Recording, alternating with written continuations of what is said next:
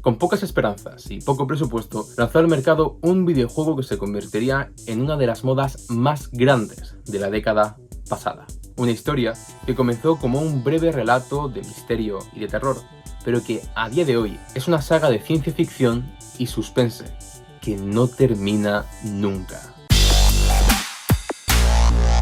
Scott Braden Cawthon, después de publicar varios videojuegos desarrollados por él mismo y cosechar muchas críticas por crear personajes sin vida y de movimientos robóticos, decidió dar aquello precisamente de lo que se le acusaba, pero al menos esta vez hacerlo de forma completamente intencional: terror y robots. Fue así como nació Five Nights at Freddy's un 13 de junio de 2014.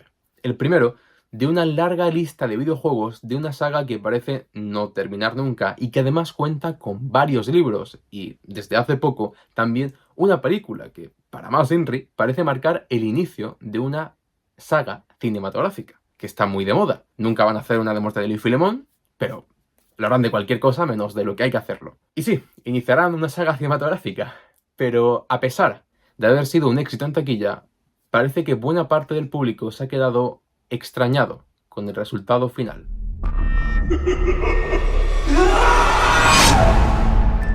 Scott Braden Cawthon nació en Texas en 1978. Estudió para ser programador y desarrolló algunos títulos independientes de género muy variado, pero manteniendo siempre o bien la temática cristiana o bien promovía los valores a través de los mensajes o a través de la propia historia. Incluso llegó a participar en el desarrollo de una película en 3 dimensiones de temática marcadamente cristiana en colaboración con un estudio dedicado a hacer esta clase de historias. Sin embargo, no logró cosechar éxitos ni con títulos como Sit and Survive o The Desolate Hope, y su punto más bajo lo alcanzó con Cheaper and Sons Lumber, un título que presentaba como alegre, divertido, incluso infantil, una aventura gráfica bastante liviana, pero que o bien sus habilidades como desarrollador no supieron estar a la altura, o bien no tomó las mejores decisiones artísticas, porque todas las reseñas y todas las críticas del videojuego iban dirigidas al diseño de los personajes, que parecían todos carecer de alma y parecer casi robots, o como algunos llegaron a decir explícitamente, animatrónicos, que parecía un videojuego de terror. Entonces Scott,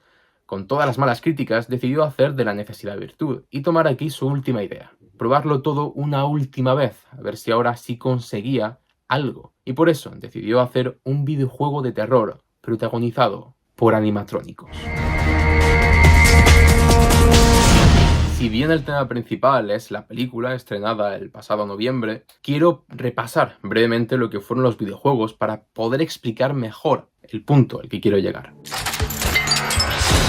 Después de una exitosa primera entrega que puso patas arriba Internet en 2014, le siguieron varias secuelas que en principio cerrarían con una cuarta entrega para julio de 2015. A este punto, se supone que la historia estaba ya más o menos bien cerradita y estaban todas las pistas repartidas. Sin embargo, cuando salió el cuarto juego, las preguntas se multiplicaron y las respuestas se ausentaron. A partir de ahí, la historia se fue complicando cada vez más y le sucedieron juegos, algunos más o menos diferentes en comparación con el origen primario de la saga.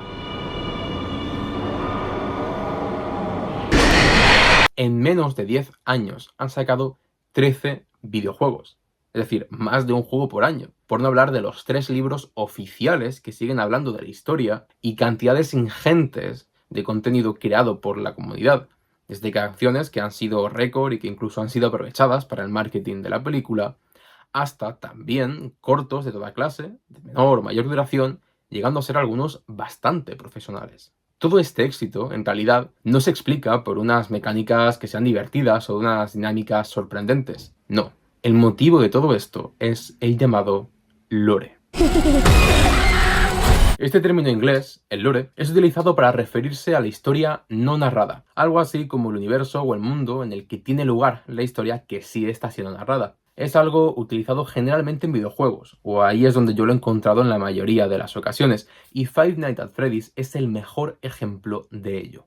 Todos sus videojuegos no dan casi nada de información en la narración, sino que van esparciendo pequeños detalles para que luego los jugadores tengan que estar recopilándolos, uniéndolos, buscando alguna clase de relación entre ellos para poder formular teorías, que luego seguramente sean destruidas cuando aparezcan otros detalles diferentes y la rueda siga girando. Pero al final, es una dinámica que se hace divertida y en la que uno se implica mucho más en la historia, de forma que alguien que ha empezado a jugar puede consolidarse dentro de una comunidad bastante más dura que otras que sencillamente tienen personas que van y que vienen según les va llamando más o menos la atención el videojuego en sí mismo.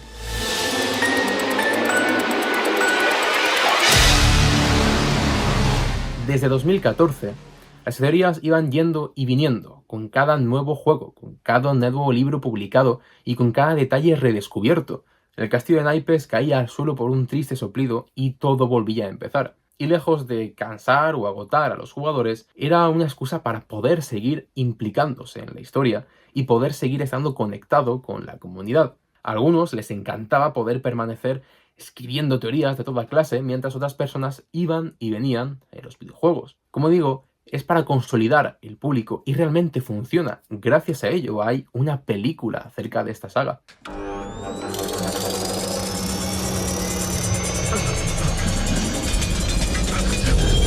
Al final a todos nos gusta un poco teorizar sobre aquello que desconocemos, porque es como si nosotros mismos pudiéramos crear una historia propia, porque son detalles que a lo mejor pueden pasar desapercibidos la primera ocasión, pero la segunda, la tercera o la cuarta en la que son revisitados, te das cuenta de ellos. Pero al principio todo parece normal. ¿Quién se hubiera dado cuenta de que ahí antes había un bote para limpiar los muebles? ¿Quién se hubiera dado cuenta de que yo llevaba otra felpa? ¿Y quién se hubiera dado cuenta de que en realidad lo que lleva de vídeo no he estado mirando a la cámara? He's coming. No voy a hablar acerca del lore de esa saga porque es demasiado extenso, demasiado lioso y demasiado frágil. Si por curiosidad vais a buscar algún vídeo de algún seguidor de estos videojuegos que haya intentado concentrar la historia para explicarla en una especie de cronología, encontraréis que una completa no dura menos de hora y media. Y eso es saltándose detalles y dando por hecho que ya se conocen elementos básicos de los videojuegos por ser un visitante asiduo de esta historia. Así que mejor dejarla a un lado y centrarse tan solo en aquello que ataña a la película. Algunos calificaron la película casi de comedia, aunque lo que realmente es comedia es publicar los dos vídeos de Halloween, uno a finales de noviembre y el otro a principios de diciembre. Aquellos que esperaban aterrarse frente a la pantalla no pudieron encontrar poco más de 2 o 3 escenas que dieran algo de miedo. Evidentemente no se cumplieron las expectativas que la propia productora marcó meses atrás con el marketing que empezaron a hacer los últimos días de rodaje. De hecho, elementos característicos del juego que pudieron ser aprovechados para la película para dar algo de miedo fueron completamente abandonados.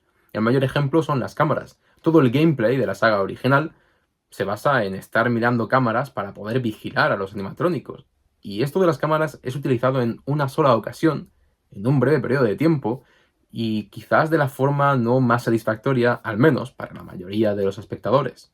Así que sí, los espectadores que esperaban aterrarse con una película que marcara historia en el cine del terror, se encontraron con una propuesta casi familiar y muy prudente a la hora de enseñar violencia o sangre. Y eso precisamente está bien.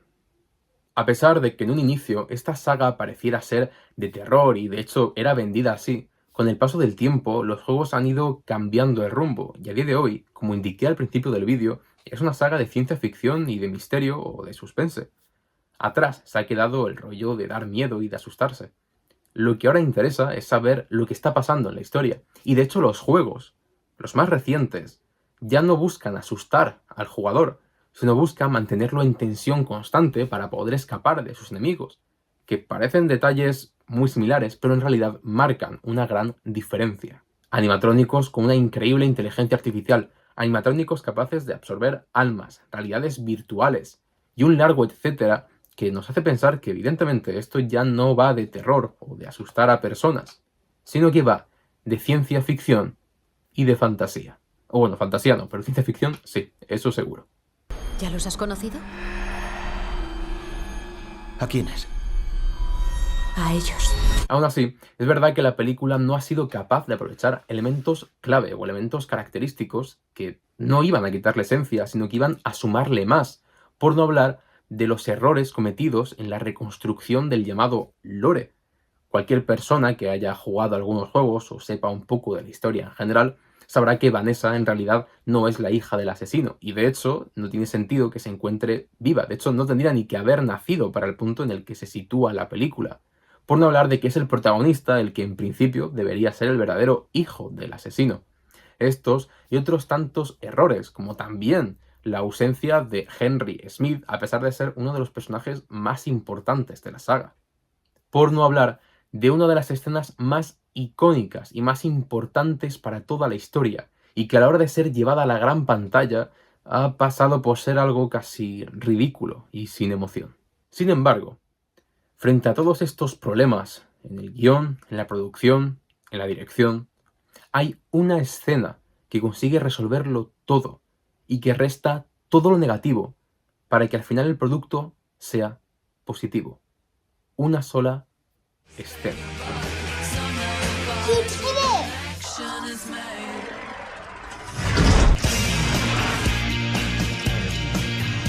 I like it in here. Después de 9 años en los que las teorías se construían y se deconstruían cada pocos meses, cada poco que saliera un nuevo detalle, la comunidad había olvidado que detrás de esos robóticos asesinos había niños. Y de hecho, en los primeros juegos, el final giraba en torno a su salvación y a su descanso. En mi opinión, esa ha sido la escena más bonita de la película. Tanto yo, como mi acompañante en el cine, como los conocidos que la han visto, estamos de acuerdo en que ha sido un regalo para los que llegamos siguiendo esta saga durante años. Algo que no esperábamos, pero algo que en realidad sí buscábamos. Nos perdemos en manejas agobiantes que crecen exponencialmente y la realidad se distorsiona en un espantoso esperpento. Pero en realidad, detrás de las sombras, detrás de esos seres mezquinos que se abalanzan sobre nosotros en la oscuridad, hay niños asustados.